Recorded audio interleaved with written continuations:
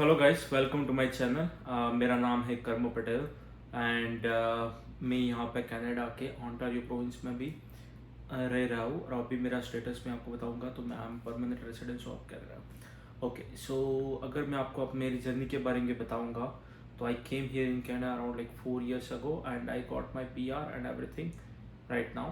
तो अगर आप ये चैनल पे नए हो तो make sure you subscribe it and अभी तो ये ब्रांड न्यू चैनल है, पर I will keep posting new videos. So आपको थोड़ी थोड़ी नॉलेज मिलती रहेंगी, जिससे आप अगर यहाँ पे आने की सोच रहे हो तो it will really help you. And अगर आप यहाँ पे आ चुके हो तो भी मैं कोई कोई बात ऐसे शेयर करता रहूँगा, जिससे आपको 2-3 साल आगे की जो भी आपको इंफॉर्मेशन मिलने वाली है वो पहले से मिल जाएगी। जैसे अगर मैं आपको रियल एस्टेट के बारे में भी थोड़ा बताता रहूँगा, आपको मॉर्गेज के बारे में बताऊँगा। तो अभी आप स्टूडेंट हो, पर अगर आप मेरे ये वीडियोस भी देखते रहोगे तो आपको थोड़ा पता चल जाएगा कि कौन सी प्रॉपर्टी हमको लेनी चाहिए और आप वर्क परमिट पे भी प्रॉपर्टी ले सकते हो कि नहीं।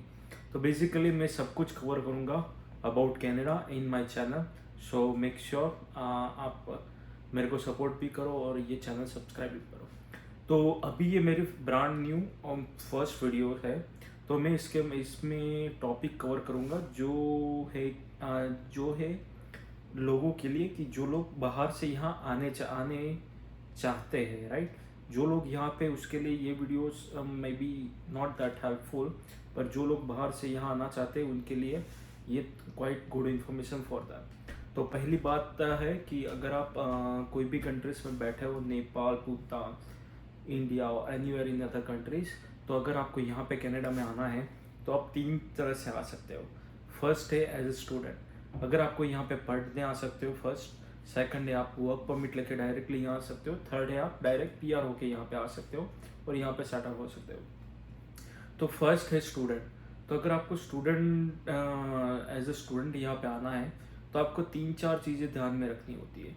तो पहली चीज़ आती है मेनली, जिसको हर एक लोगों को सोचना पड़ता है, राइट, कि हम ये खर्चा लाइक इट्स अफोर्डेबल और नॉट, कितना खर्चा हो जाएगा कनाडा जाने के लिए। मेरे को अभी तक कई लोगों ने पूछा है, तो अगर मैंने सोचा कि अगर एक वीडियो बना लूँ तो सबको ये पता चल जाएगा कि उनका इनिशियल जो स्टार्टिंग का खर्चा है वो कितना होगा। तो पहली बात है, तो आपको सबसे पहले करनी होगी कोई इंग्लिश लैंग्वेज की प्रिपरेशन। तो अगर मान लो आपका IELTS की कोई क्लास स्टार्ट करने वाले हो तो 15,000 या 20,000 में आपकी क्लास लगने वाली है।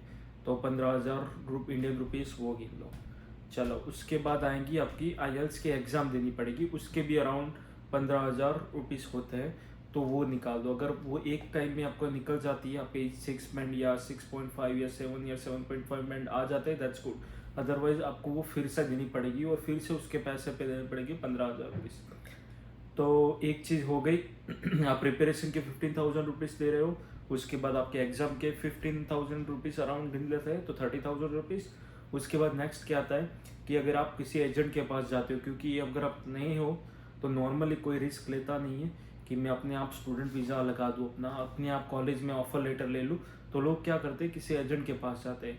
तो agent generally, immigration agent generally वो चार्जेस लेते भी है और नहीं भी लेते, क्योंकि उनको कुछ ना कुछ कमीशन मिलता है कॉलेज से।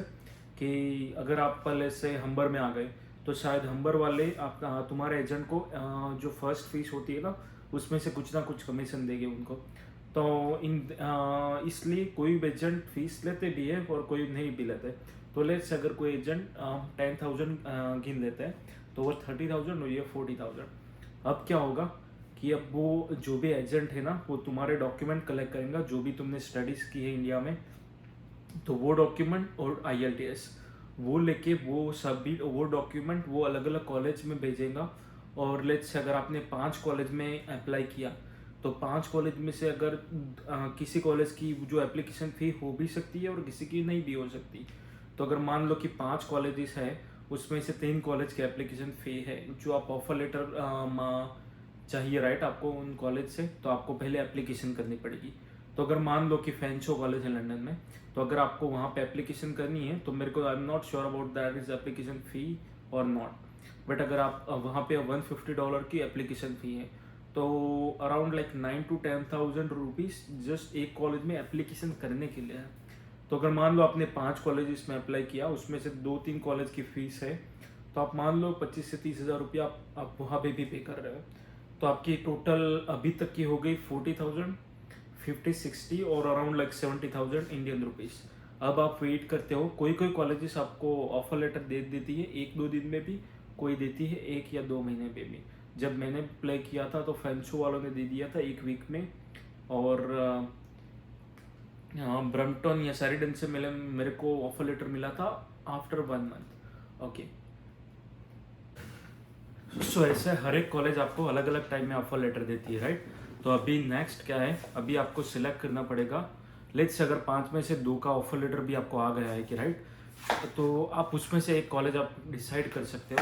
तो नेक्स्ट प्रोसीजर क्या होगी, अभी तक का खर्चा हो गया हमारा 40,000, 50, 60, 70, अराउंड 70,000, राइट। तो अभी नेक्स्ट स्टेप है, हमको फीस पे करनी है उस कॉलेज की।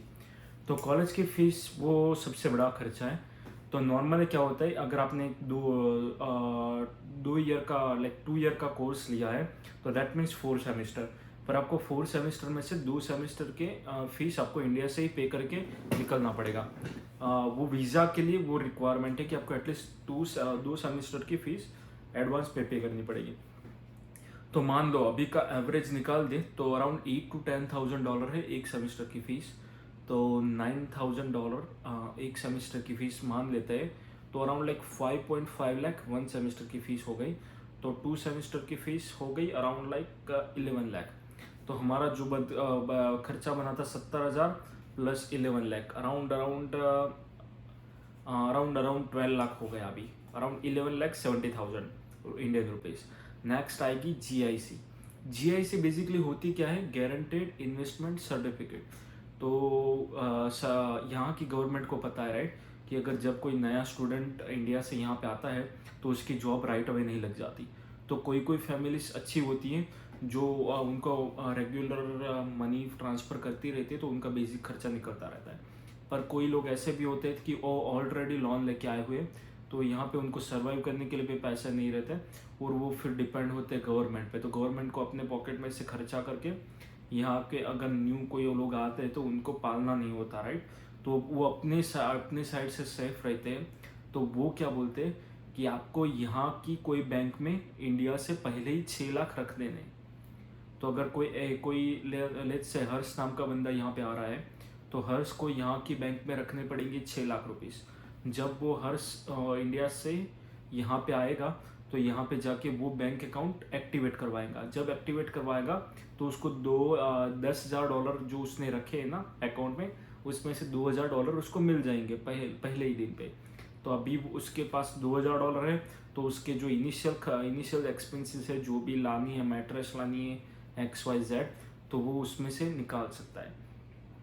नेक्स्ट क्या रहा, आपके $8,000 रहे, वो अराउंड 12 इंस्टॉलमेंट में वो आपको देते रहेंगे हर महीने। तो एक बात हो गई कि आपको हर महीने एक्सपेंसेस की कोई चिंता करनी नहीं पड़ेगी, कोई प्रॉब्लम नहीं है, क्योंकि हर महीने आपके अकाउंट में अराउंड $670 आते रहेंगे, राइट। तो आपका बेसिक खर्चा चलता रहेगा 1 साल तक, और 1 साल तक तो आपको श्योर जॉब मिल ही जाएंगी। तो ऐसा गवर्नमेंट को लगता है, राइट। तो वो हो गए 6 लाख। तो वहाँ पे हमारे हो गए थे 11,70,000। Now it's around like 17,70,000, almost 18 lakh हो गए, राइट। अभी नेक्स्ट क्या होगा कि हमारी GIC हो गई और हमको ऑफर लेटर भी मिल गया है। हमारे पास जो भी एजुकेशन किया हुआ है हमने, वो सब कुछ मिला के हमें एक फाइल प्रिपेयर की है। अब हम जाएंगे इमिग्रेशन के पास और इमिग्रेशन में वो फाइल सबमिट करेंगे। अगर आपने एजेंट रखा है तो एजेंट सब कुछ करेगा, वो SOP भी बना देगा आपकी। SOP भी एक मैंडेटरी टॉपिक है।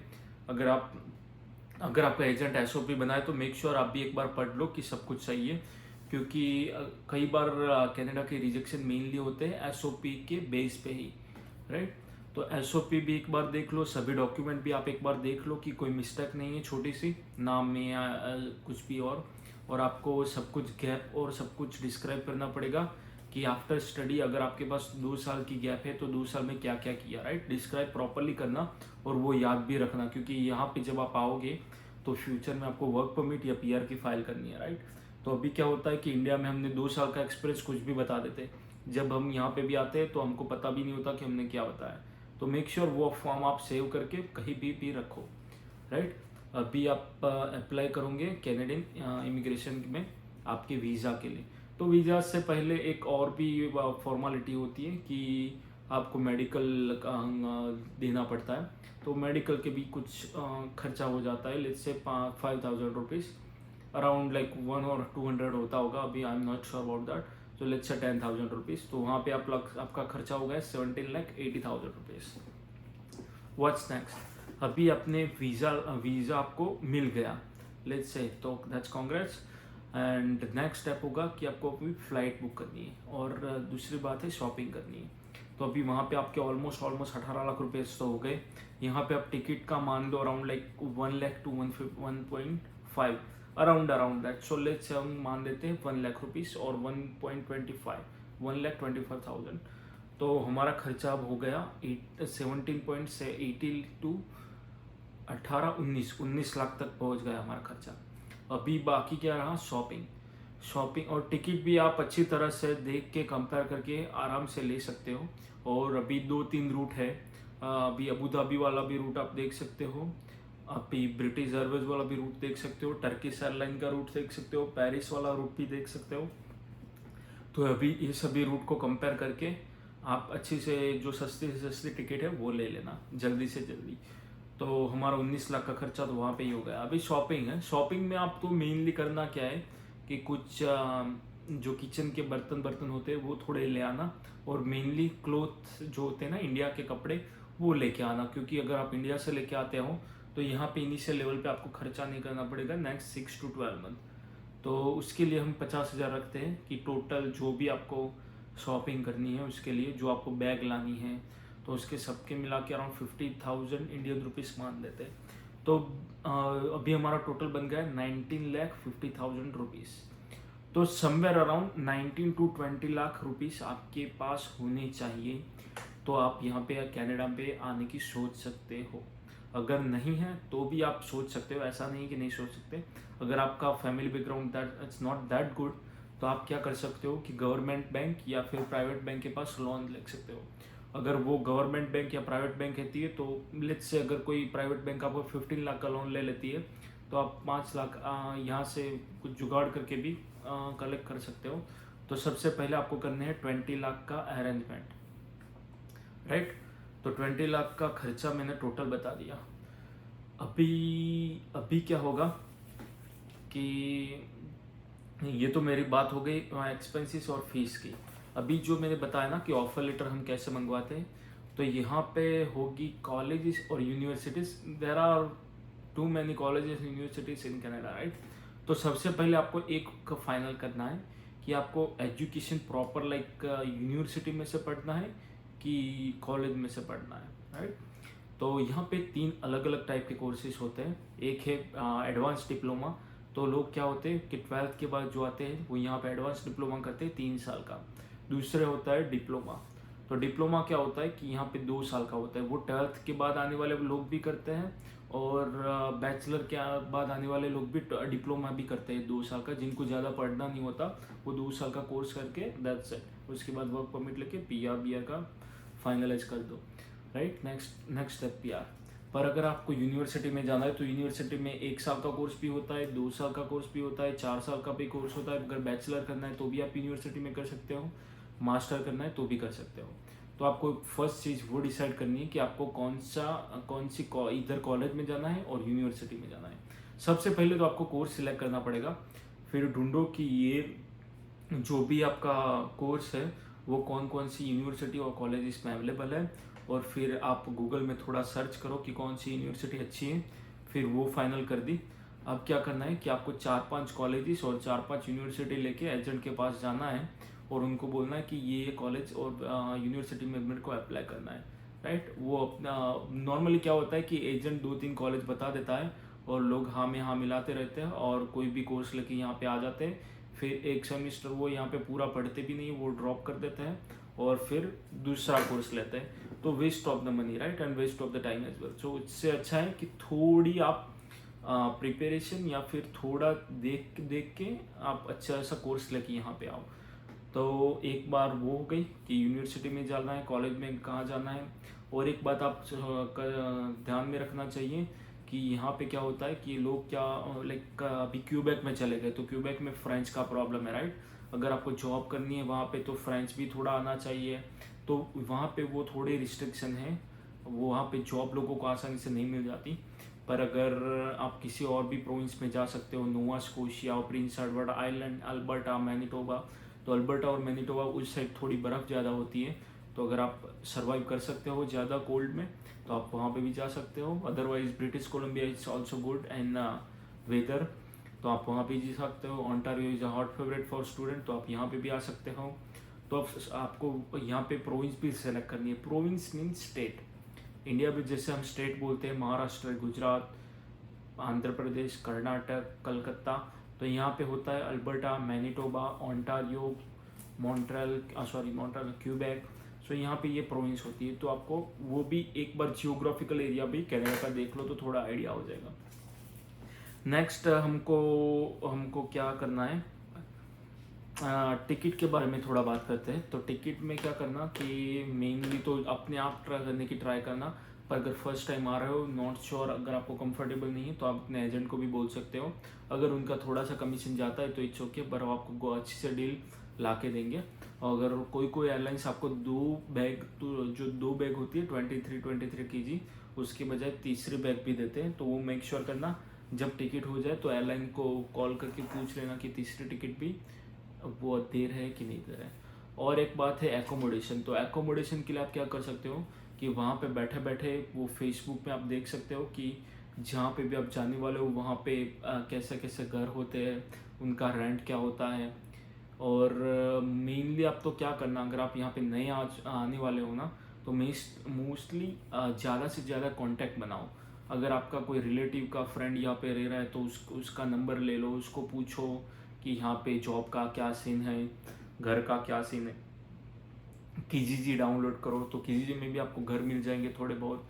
मैंने मेरा फर्स्ट घर कीजीजी से ढूंढा था, राइट। तो ये सब आपको एक्टिविटी करनी रहनी होती है, क्योंकि आपके पास वैसे भी वीज़ा आने के बाद 2-3 महीने तो टाइम होता ही है, कि कोई लोगों के पास वीज़ा आने के बाद दूसरे दिन भी निकलते हैं, अगर वो लाइक कॉम्प्लिकेटेड सिचुएशन हो तो ये सब चीज़ें आपको सर्च अराउंड करनी रहती है बिफोर कमिंग टू कैनेडा।